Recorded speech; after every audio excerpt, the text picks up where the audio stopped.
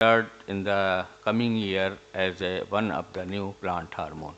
So now I request to Professor to please deliver the lecture on the topic.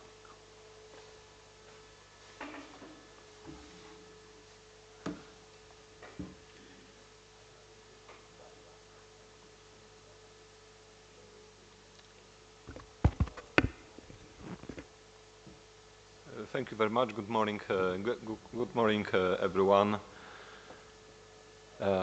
This is the last my lecture on this course. The title is Introduction to phytoecdysteroids.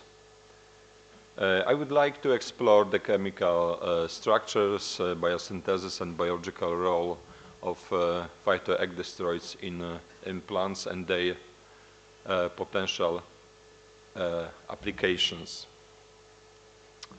Phytoecdysteroids are natural polyhydroxide steroids, share a structure resemblance to the molting hormones found in insects.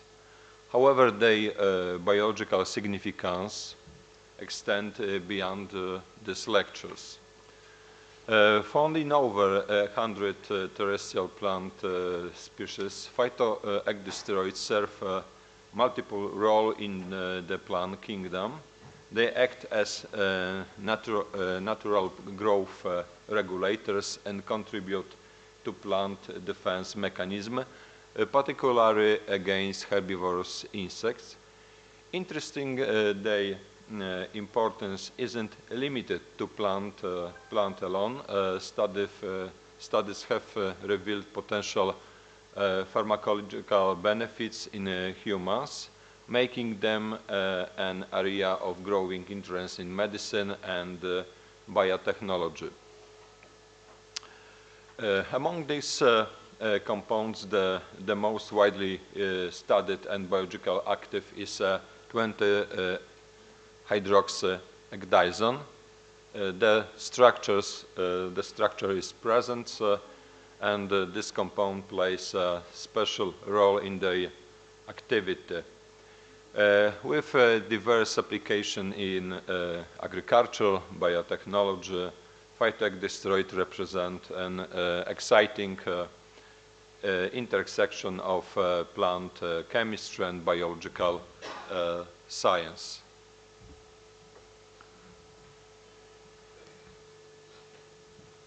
Phytoecdysteroids belong to the steroid family, similar like phytohormones brazinosteroids, characterized by a cyclopentanoperhydrophenanthrene skeleton. A core structure they share with well-known steroidal hormones like cholesterol, testosterone, and cortisol, and of course brazinolide or castosterone. They contain multi-hydroxyl group, which significantly influence their solubility and bioactivity. The number of carbon atoms in phytoecdysteroid typically ranges between 27 and 30, depending on the specific compounds. 20-hydroxyecdizone, for example, consists 27 carbon atoms, is the most widely distributed in many plants and many studied of ecdysteroid.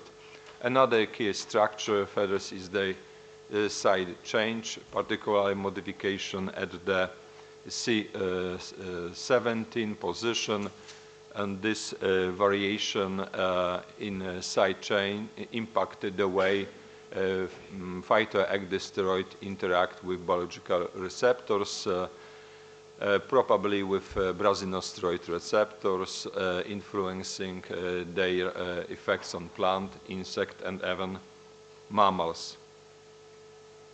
Beyond hydroxyl group, some phytoecdysteroids also contain ketone or aldehydes, which further modify the chemical property affecting stability, interaction of enzymes, and biological function. I would like to present some chemical structures of the most common steroid detected in plants, divided into according to total carbon group. For example, rubrosterone, postosterone, dacrysterone, siasterone, abutasterone. And then another with ecdizone, 20-hydroxyecdizone, macisterone, polypodin B or A.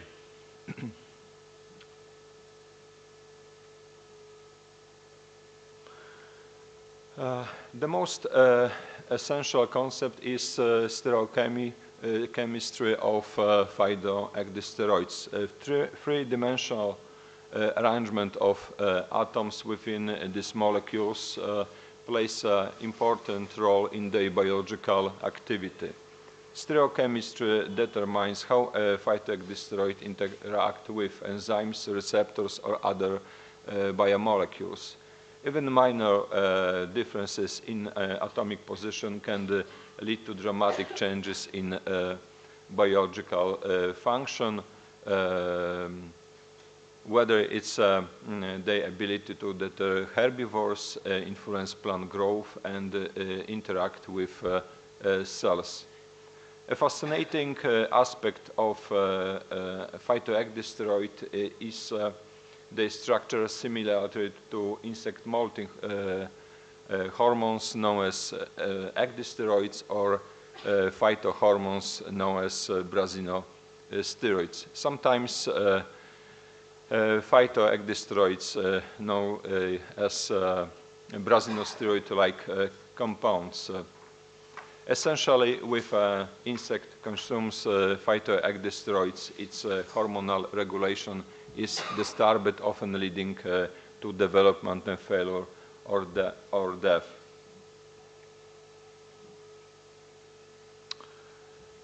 The features presents the structural modification of ecdysteroid via etherification, esterification, oxidation, amination, and other processes, typical metabolism, degradation, not only in insect but also in many plants.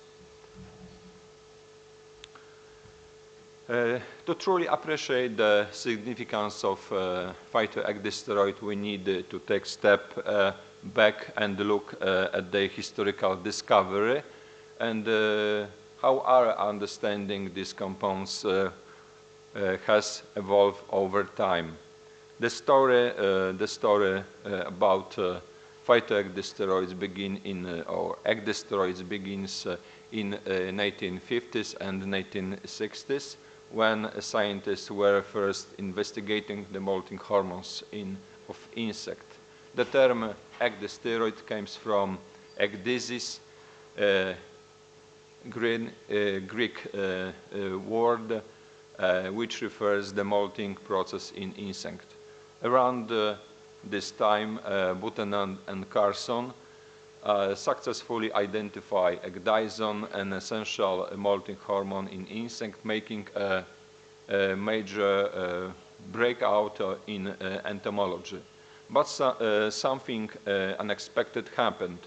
In early 1960s, researchers discovered that similar compounds were present in plants. This finding opened the door to a completely new perspective. Plants were not only producing ecdysteroid, but they were using them to their own growth regulation and defense mechanism. The first ecdysteroids were isolated from plants like Ayuga and Lucea, leading to increased interest in their ecological pharmaceutical roles. Thank you. During the 1970s, the Soviet Union became a key player in phytoecdysteroids research until to this day. of course. Particularly exploring the potential adaptogenic and anabolic properties in human. Scientists were intrigued by the effects on the muscle growth, stress resistance, and overall metabolism, leading to the early application in sports and medicine. As analytical techniques like chromatography and mass spectrometry advanced in the late 20th century, researchers were able to identify and characterize a vast range of phytoecdysteroids. Today we recognize over 300 different types across various plant species, which with unique biological properties. By the way, I was fortunate to have the opportunity to work for several months in a laboratory of Professor Lawrence Dinan at the University of Exeter in the United Kingdom, where I gained in deep knowledge, isolation, extraction, and others of steroidal techniques. Phytoecdysteroids are distributed wide across more than 100 species along different plant families, including ferns, gymnosperm, and argiosperms. However, they are particularly abundant in certain flowering plants, angiosperms, that have evolved to use them for growth regulators and defense. Some of the most well-known sources of phytoecdysteroids, including Spinacia oleracea, spinach, Ayuga species, particularly Ayuga turca stanica, which contains the high level of turkesterone, highly bioactive ecdysteroid, typically for this plant, and Luzea, also known as moral root, used in traditional medicine for the adaptogenic properties. Ceratula species, another group of plants rich in phytoecdysteroid, often studied for their medicine. The level of phytoecdysteroid in plants are not fixed. They fluctuation based on environmental factors, including geographical location. So different regions have varying plant chemotypes, meaning the same plants may produce different amounts of phytoecdysteroids depending on where it grows. Seasonal changing, many plants synthesize higher levels of phytoecdysteroids during rapid growth phases or in response to external threats, and environmental stressors, exposure to herbivores, drugs, salinity, and other abiotic stress or biotic can trigger an increase in phytoecdysteroid production as part of the plant's defense mechanism. Like many biologically active molecules, phytoecdysteroids originate from complex metabolic pathways that converts simple building blocks into structural sophisticated compounds. The biosynthesis of phytoecdysteroids primarily occurs through the mevalonate pathways, which is the well-known route for the production of steroids and terpenoids in plants. This pathway begins with a very simple precursor, acetyl coenzyme A.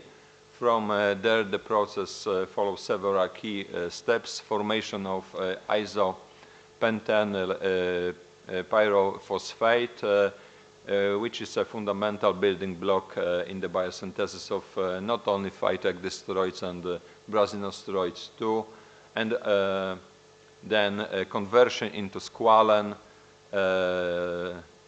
which undergoes with IPP, it's the mean isopenyl pyrophosphate, multiple reactions to form squalene.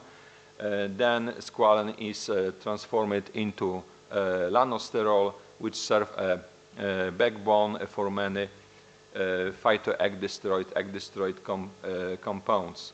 Steroid modification through a series of enzymatic reactions, lanosterol undergoes hydroxylation, oxidation, and rearrangement, leading to the formation of the different phytoecdysteroids, for example, ecdizone or 24-hydroxyecdizone. A critical group of enzymes involved in this process are the cyclochrome P450 monooxygenase. Of course, the biosynthesis of ecdysteroid is not a static process, is tightly regulated based on different plant stages, development stages of environmental conditions. The slides, this slide present biochemical pathways of ecdysteroids. This slide comes from a paper of Yamshi Arif, Shamsul Hayat, and me, and sorry, I remember the next co-author. The multifunctional nature of phytoecdysteroids highlights the sophisticated chemical ecology of plants and their ability to use biochemical means to interact with the environmental and other organisms.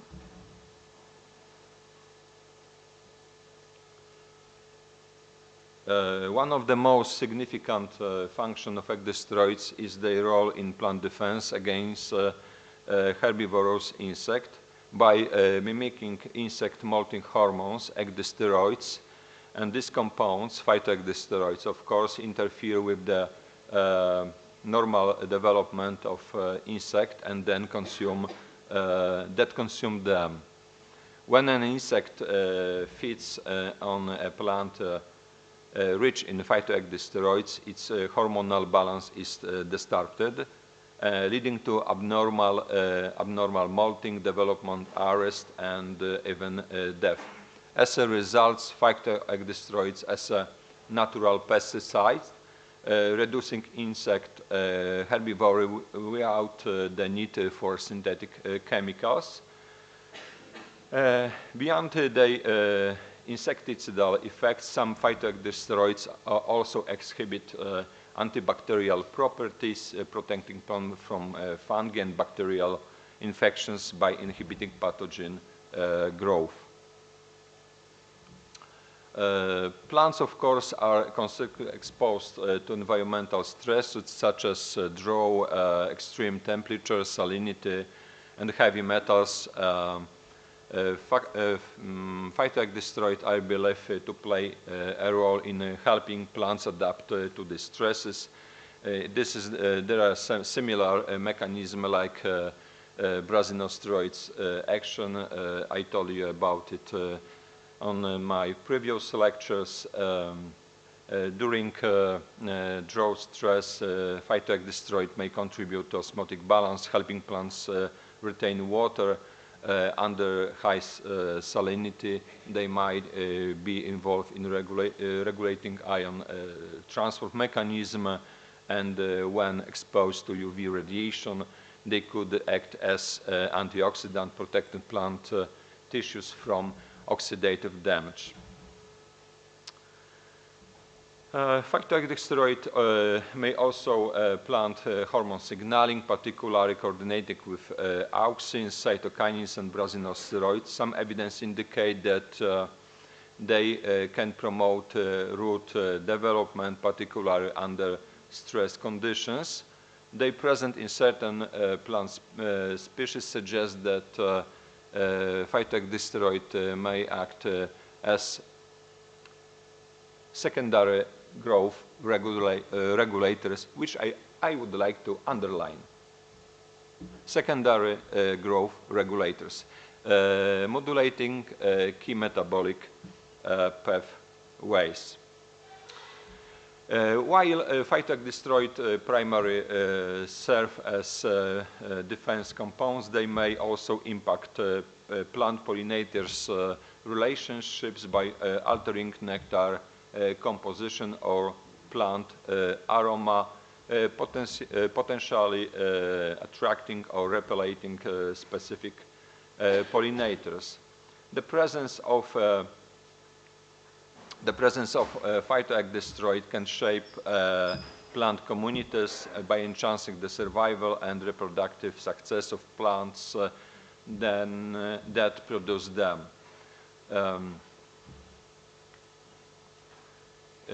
How they interact with plant hormones. While phytoecdysteroids are not classified as traditional plant hormones, they influence growth, development, and stress responses suggest they engage in complex hormonal crosstalk within plants. Phytoecdysteroid can modulate auxin signaling, although their effects depend on concentration. Low levels of phytoecdysteroid may act as synergistically with auxin, promoting root development, and higher concentration, however, may have an inhibitory effects in many plants, reducing auxin-driven growth responses. In some cases, phytoecdysteroid appear to counteract synthetic auxin, affecting root elongation and shoot formation in plant cultures.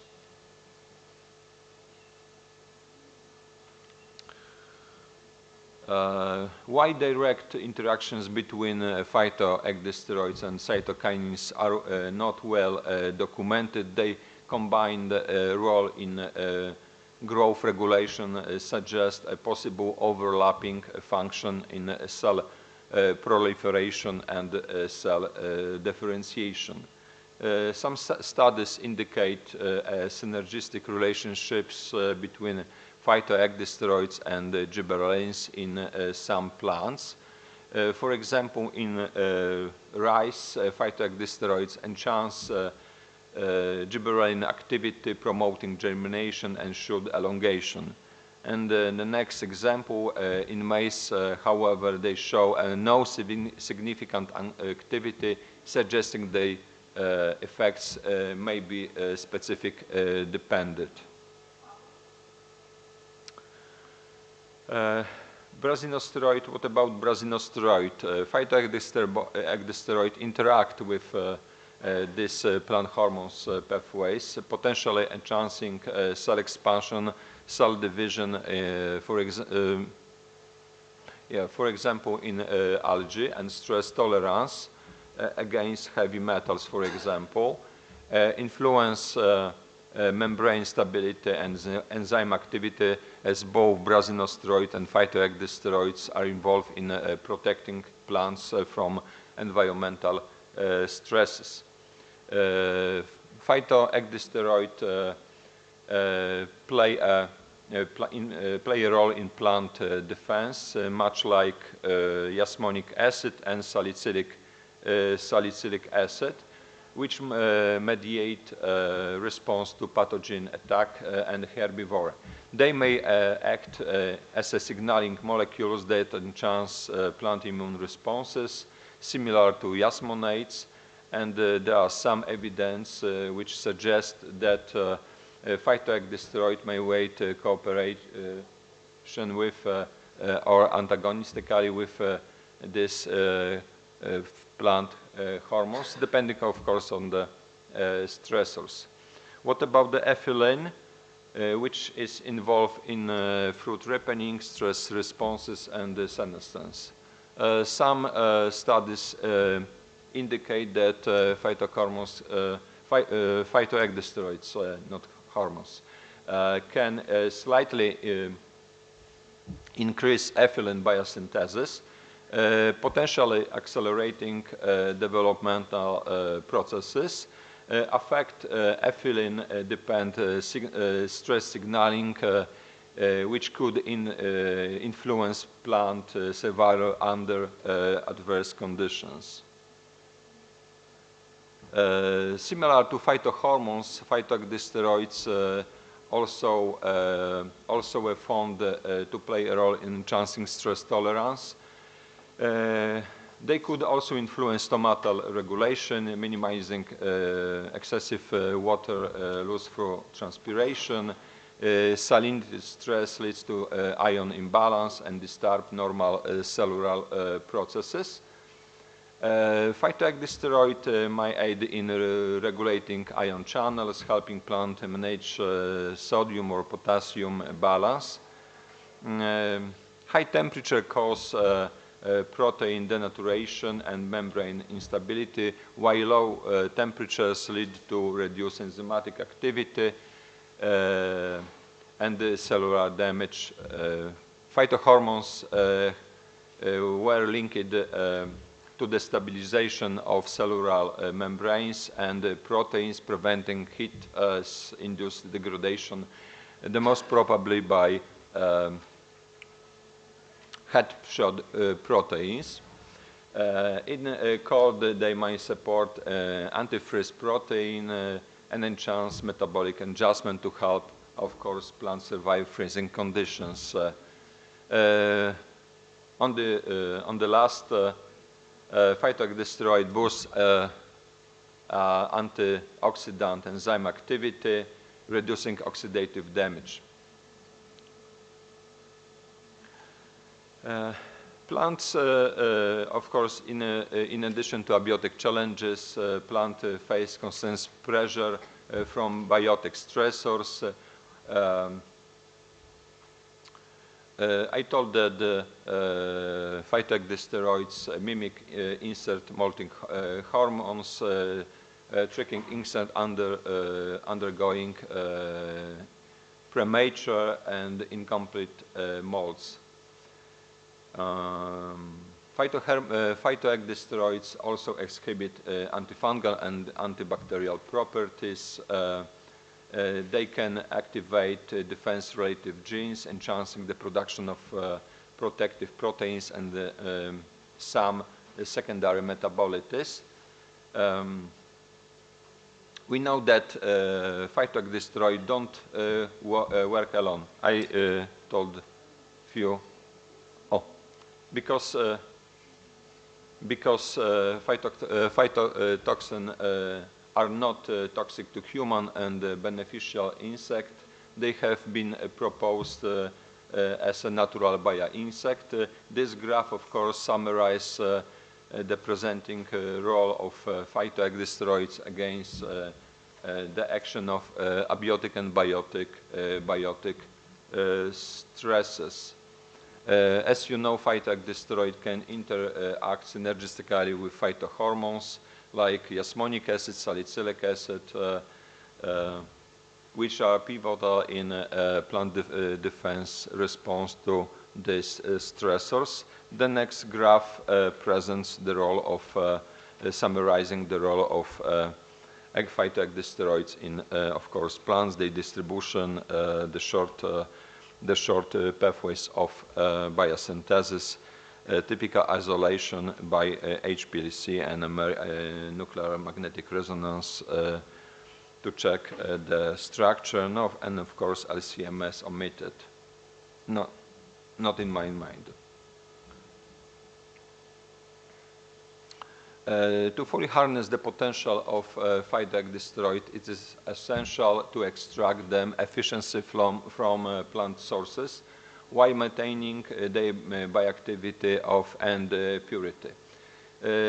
Several extraction techniques were developed, which each with advances and limitation depending on the target application. I would like to present some of them.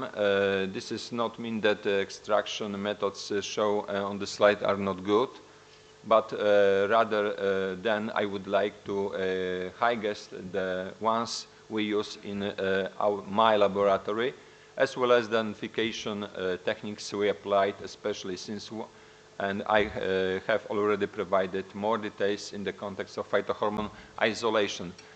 I would like to repeat the best method is LCMS-MS.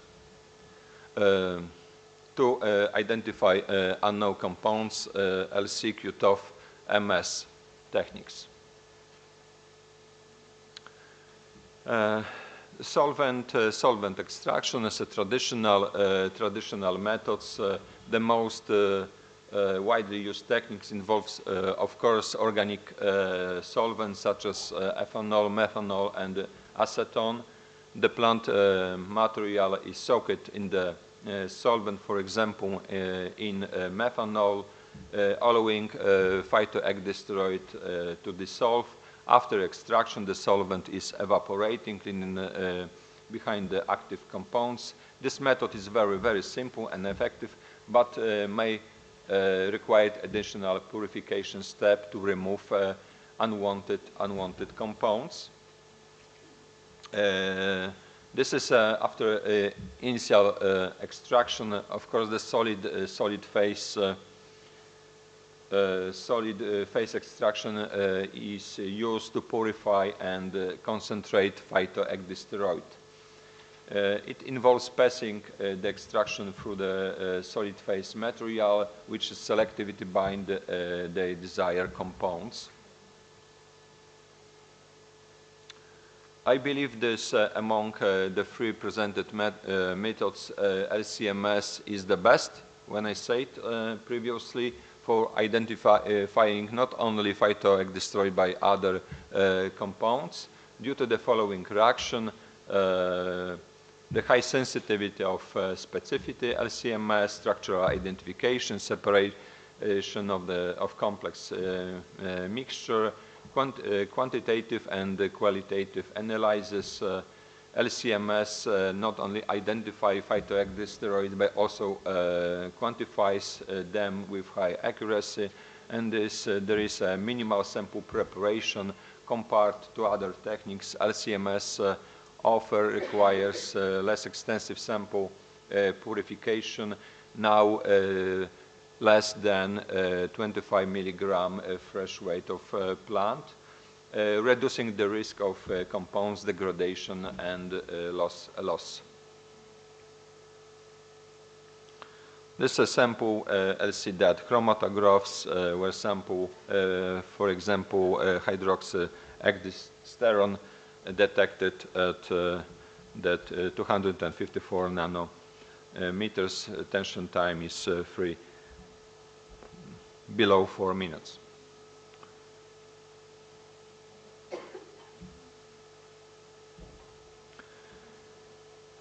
What about commercial application of phytoecdysteroids? They are explored to use in agriculture as a natural growth enhancer and protective agents. With increasing in health enhancing food, phytoecdysteroids are being added to functional foods to provide extra health benefits, such as an enhanced immunity and improved metabolic health. Phytoecdysteroids are used in biotechnological application, particularly in tissue culture and genetic engineering research to understand and manipulate plant growth pathways. Let's talk about environmental consideration of phytoecdysteroid use. The first is biodiversity impact. If we harvest while the plant source rich in phytoecdysteroid, we could threaten biodiversity. The next is agricultural use. Phytoecdysteroids have potential as natural pesticide and plant growth enhancer. However, it is still much learned to in ecotoxicity. We need more research to understand the impact on pollinators, soil microbes, and aquatic life before widespread agriculture use. When we talk about sustainability, we also need to consider the carbon footprint. Using green chemistry and optimizing sample chains, we can help minimize emission from production and distribution. Finally, water use is another key factor. Since plant cultivation requires water, efficient water management is essential to ensure phytoecdysteroid production remains sustainable. So while phytoecdysteroids often offer many benefits, carefully environmental management is necessary to balance the advantages with ecological responsibility.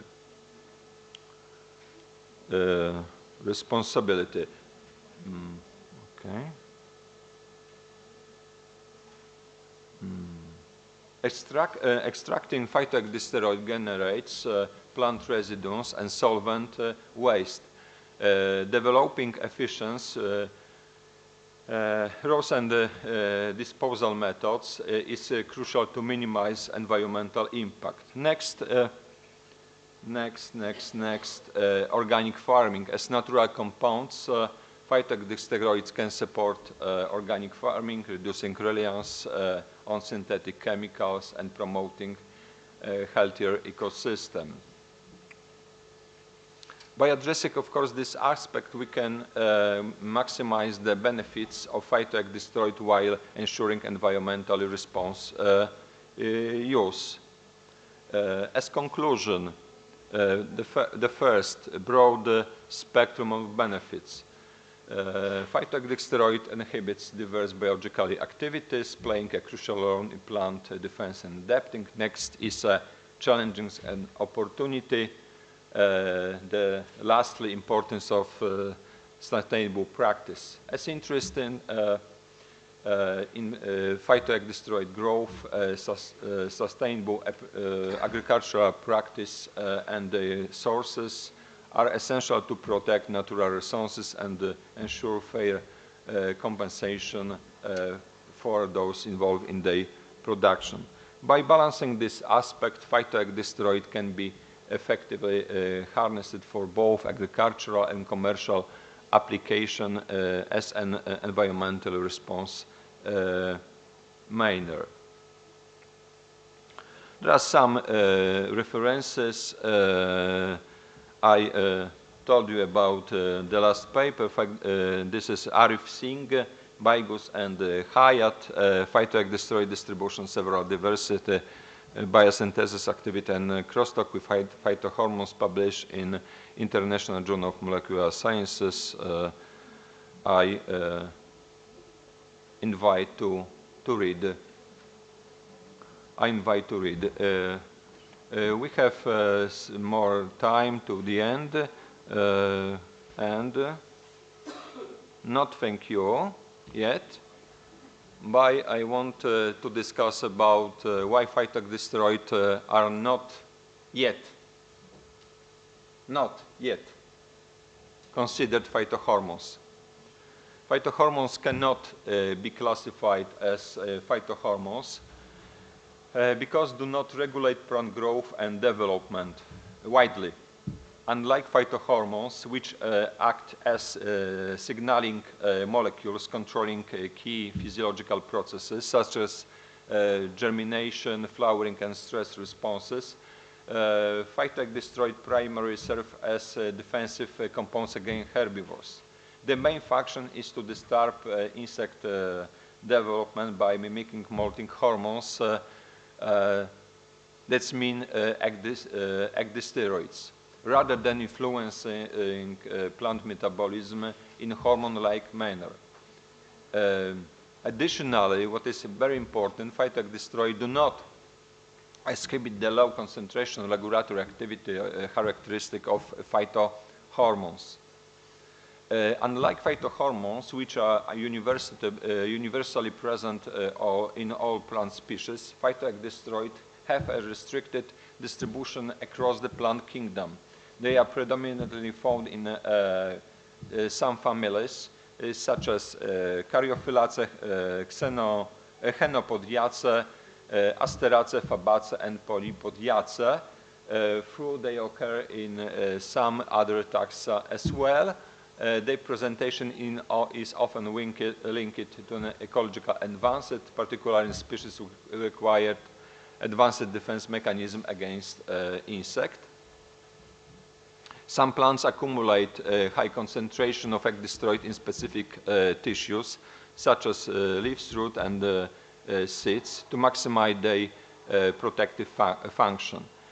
What about key difference between phytoecdysteroid and phytohormones? The first is a role in plant physiology. Phytohormones such as auxin, gibberellin, cytokinins, abscisic acid, and other yasmonate, brasinosteroids are essential for plant development, influencing cell division, elongation, differentiation. In contrast, phytoecdysteroids do not regulate plant growth and development systematically.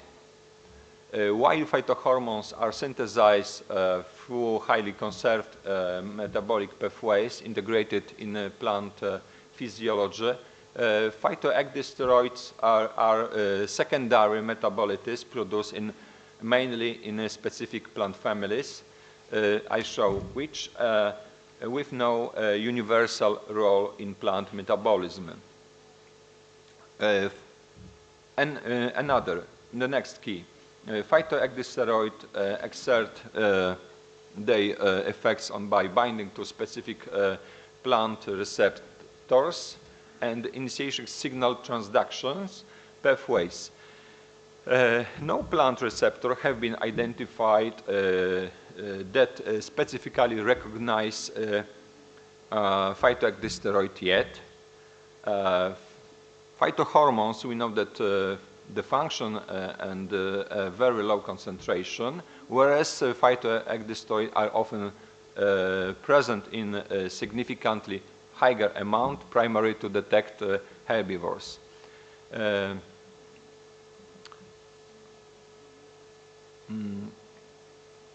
About action in abiotic stress, I told, and as a conclusion, of course, due to these fundamental differences, phytoecdysteroids are classified as only classified as secondary metabolites rather than phytohormones, despite their structural similarity to insect multi-hormones, ecdysteroid, and plant hormones, brasinosteroids. Their primary function is defensive rather than regulatory, and their presence is not essential for plant growth development. I hope that your study will be more deeply and give the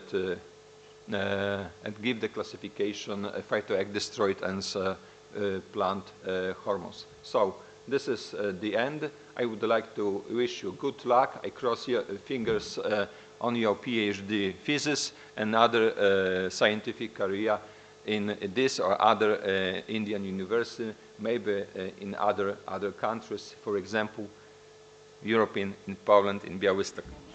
Thank you very much.